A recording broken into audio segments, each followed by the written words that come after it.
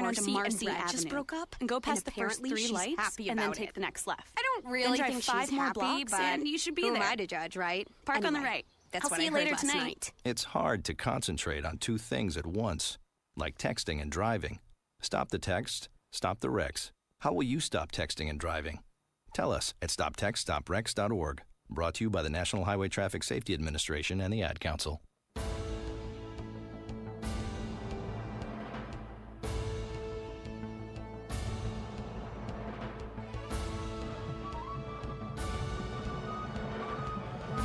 Halftime, Tom Benson Hall of Fame Stadium, Division III state championship game.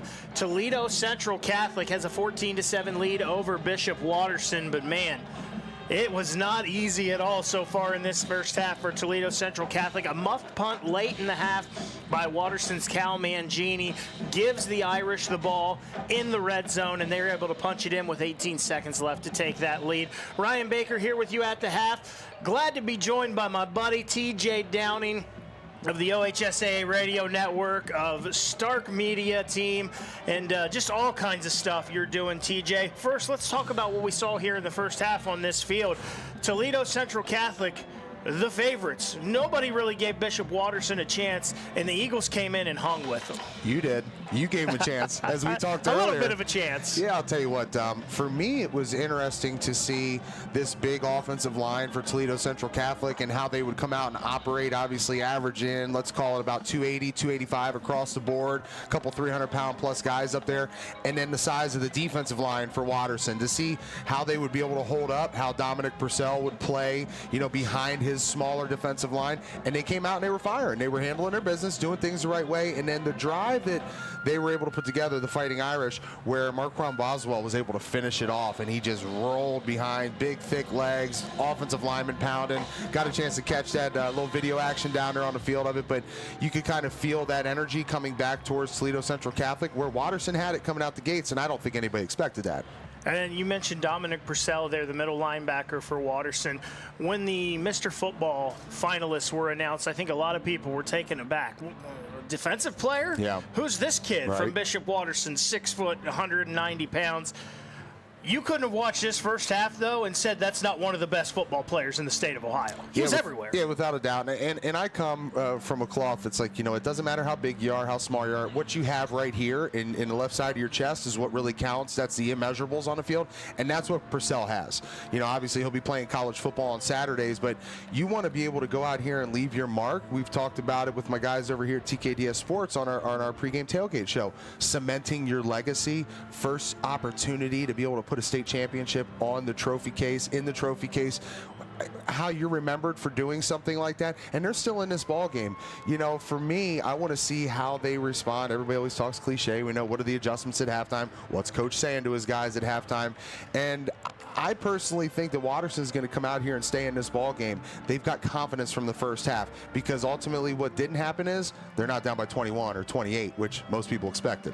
Yeah, for sure, and we're definitely set up for a great second half here in the Division III state championship game. TJ, you and I are lucky enough to work for the OHSAA Radio Network, and what Tim Street has put together, it's the biggest high school radio network in the country. What they do is pretty amazing, and it just continues to grow. And one of those things that it has grown with, they've kind of gotten to the realm of the video world a little bit, and really using social media and YouTube and things like that. But with that, we were able to put together each week of the playoffs a playoff preview show that you and I were both able to be a part of. I would give Central Ohio reports. You would give up here Northeast Ohio, Stark County, Summit County area reports on that. But you also did some pretty cool stuff with this, chronicling things having to do with the Pro Football Hall of Fame, kind of like a road to Canton type thing. Talk a little bit about what you were able to do here these last 5 weeks leading up to this. Yeah, the road to Canton is here. I mean, it has finally ended right here for state championship weekend, and no better place to have it. Again, I remember just a few days ago on Monday when Doug Ute came and spoke to us at the Pro Football Hall of Fame Luncheon Club, to be able to hear that the next 3 years these games will stay here. There's no better place to play these games than the birthplace of football here in Canton, Ohio, on the grounds of the Hall of Fame Village, and where the greatest to ever play the game reside right behind us here in the Pro Football Hall of Fame. It's the greatest Hall of Fame on the planet. When you come up here, you got to tour the museum. So anybody out there listening, hours of operation 9 to 5, get over there, see all the new attractions that they have. But as we chronicled that, Ryan, it was, you know, let's talk to some guys like a Rich DeRogers, who's the chief content officer over there. Let's go and talk to a guy like Kenny Peterson, who lived and breathed the road to Canton. Ultimately, for him, it ended over in Massillon, where he won his state title over there. You just wanted to talk to Kenny, though, because you wanted some of those cakes. Yeah, you know, I'm getting a little skinny here, man. I got to thicken up a little bit, you know. I might get a couple extra reps in me. I got a series or 2 left in me. But Kenny, you know, for what they did, and obviously what we saw last night, great job on the production end of things, man. You, myself, Marty Bannister, we were able to kickstart this thing last night at see Massillon. They won their first ever playoff state title against Tobin. And so for us to be able to talk about our local teams, you know, we've had Massillon now, we've had McKinley, we've had Central Catholic, and we've had St. Thomas. Those are our lone 4 schools to win state championships here. So for me to be able to do the preview shows and hear about teams that you're covering down there, and hear about the Bishop Wattersons, and talk about Westerville South and the Pickeringtons and the Hilliard and everything that's going on around 270. I mean, it's a great vibe, it's a great feel. But then you bring in some guys from the Dayton area, or you bring in guys, you know, from schools that I just don't get a chance to see, the Cincinnati area. And it's cool to be able to catch up and know, just like you guys. It's like, hey, we can hear about the Glen Oaks and the McKinleys of the world. So what we did was we really put something together that allowed a one-stop shop to be able to hear about how everybody is progressing through this road to Canton. And, you know, as we know it, it's 6 weeks now instead of 5 weeks, and I think it's great. We've gotten to see the best of the best of high school football.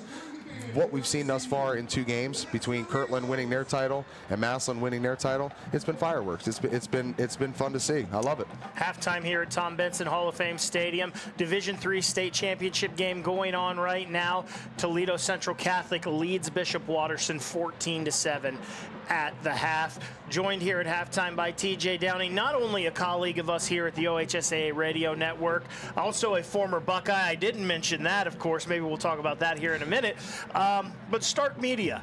Yeah. You guys, it just seems like you guys keep growing and growing, just like the OHSAA Radio Network. For people out there that don't know, tell me a little bit about Stark Media and what you guys are doing. Yeah, this was something that we started about 2 years ago, and it really was to, as you know, most of the highlight and attention goes on football and basketball. Those are what you can call the cash cows. For sure. But we know that there are so many other great talented student athletes out there when it comes to wrestling, when it comes to baseball, when it comes to track and field. Lacrosse is a thriving sport right now. We put this thing together to be able to cover all of these great student athletes, not just the ones that are out here on the football field today. So, again, tip of the cap to Tim Street and what they've done at the OHSAA, because last year we were able to grow our business exponentially by getting behind wrestling, and it was the first ever year that girls were sanctioned in the state of Ohio, and Stark Media was right on top of it. My guy Jim Bostic with Chris Kali and Wrestle One Tournaments called that action on the 4th mat. I was over there doing the D3 mat with my guy John Lowry, and I don't know anything about wrestling, but you know what? I can talk. So we did that. We did the Division II mat, my guy Jamie Falls night. We were able to start this thing at the beginning of wrestling season with, hey, we're going to go out here and cover the Tuslaw Louisville duel. Oh, now we're going to go to Ironman, which is the most elite of elite tournaments in North America, maybe the world, up at Walsh Jesuit. Then all of a sudden, we're at districts, and I'm talking to Tim. It's like, hey, we want to put together live audio broadcasts. As you mentioned, we start to work the video feed into things now, and let's cover what wrestling does. Here in Stark County, wrestling is a top 5 county in the state of Ohio.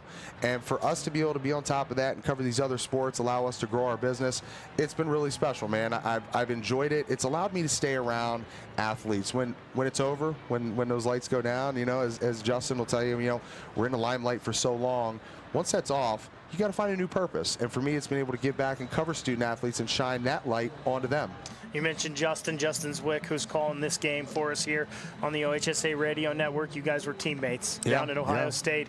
Obviously, a rough week for Buckeye fans. In our minute left here, what are your thoughts on what we saw last week and where the Buckeyes can go from here? Hey, listen, the sun still came up. You know, we're all still above ground. It's tough sledding, you know, but I got to first say, man, how blessed I am. This is like we'll call this a bucket list moment. I've always wanted to wear a headset that was on that number 12 got a chance to sport, man. So as I used to be down there in the trenches blocking for him, you know, making sure that he could stay pretty back there and throw that nice ball, you know, it's nice to be able to sit in the hot seat right here, man. My guy does a great job, and it's always great for me to be able to catch up with former teammates. When I get back down there to Columbus and I get to see him and Jay Richardson, and, you know, as we graduate and go our separate ways, the game brings us back together because we're not with each other as much as we are when we're playing ball together. We know the ins and outs of each other big time. TJ, real quick, if people want to find out more about Stark Media, where can they go? What can they do? Yeah, check us out on the different platforms, at Stark Media Team on Twitter, Facebook, Instagram. Subscribe to our YouTube channel, #Stark Media, at Stark Media Team. And then also with our good friends at TKDS Sports, they power our website, which is starkmedia.tkdssports.com. So check us out on there. We got 3 channels streaming live. We'll be pumping it full of content here as we transition out of fall sports into winter sports.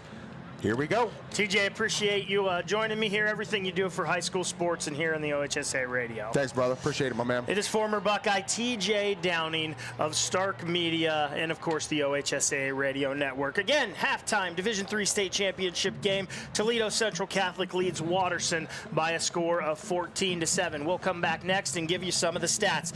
But at first, let's pause for these messages from the Ohio High School Athletic Association. You're listening to the OHSAA radio network, brought to you by Chocolate Milk.